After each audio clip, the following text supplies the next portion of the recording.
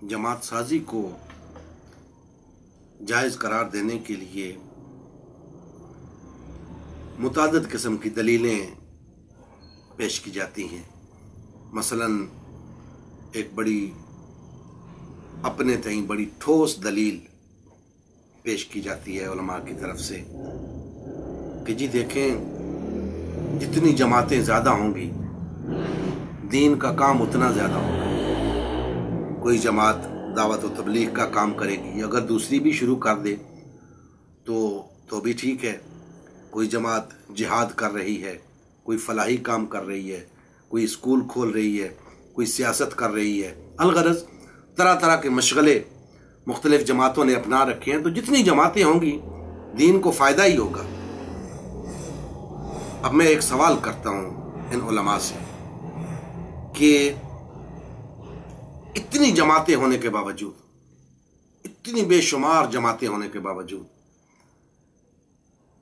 इनके उस काम का दीन को क्या फायदा पहुंचा? दुनिया के एक चप्पे पर तो इस्लाम गालिब नहीं है,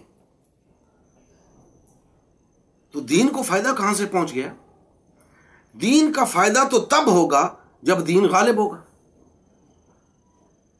और अब इसके मुकाबले में दूसरी बात भी सुन लें कि अगर ये इतनी जमातें आप न बनाते और एक जमात बन के रहते, मैं आपको लिख कर देता हूं कि उसका हकीकतन दीन को फायदा होता, उसका वाकईतन दीन को फायदा होता। अगर नहीं तो आज तजर्बा करके देख लो। तुमने मुतअद्दिद जमातें तो बनाकर देख लिया, दीन को उसका कोई फायदा नहीं हुआ। अब एक जमात बनकर देखो, फायदा ना हो तो फिर कहना। तो ये तसव्वुर बड़ा नुकसानदेह है मुसलमानों के लिए भी, दीन के लिए भी, कि जी बेशुमार जमातें बनाते जाओ, इसका फायदा है दीन को। कोई फायदा नहीं, दीन को नुकसान है। तुम्हारी तवानाइयां तकसीम हो रही हैं, तुम्हारी वफादारियां तकसीम हो रही हैं, तुम्हारी वहदत तकसीम हो रही है, दीन का कोई फायदा नहीं हो रहा। दीन का फायदा सिर्फ उसी सूरत में होगा कि दीन गालिब हो, और दीन गालिब तब आएगा जब तुम्हारे अंदर वहदत होगी।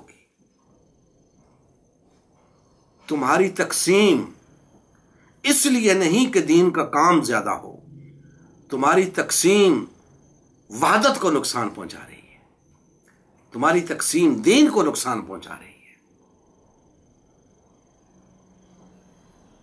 तुम्हारी तकसीम से मफाद परस्त ग्रोह पैदा हो रहे हैं और दीन के नाम पे अपने फायदे समेट रहे हैं। अगर वहदत हो, एक जमात हो, तो ये मफाद परस्त ग्रोह पनप न सके। आज तुमने मुतअद्दिद जमातें बनाकर उन मफाद परस्त लोगों के पनपने का मौका फराहम कर दिया। लिहाजा वो दीन के नाम पे जो खेल चाहे खेलते रहे, उन्हें कोई पूछने वाला नहीं।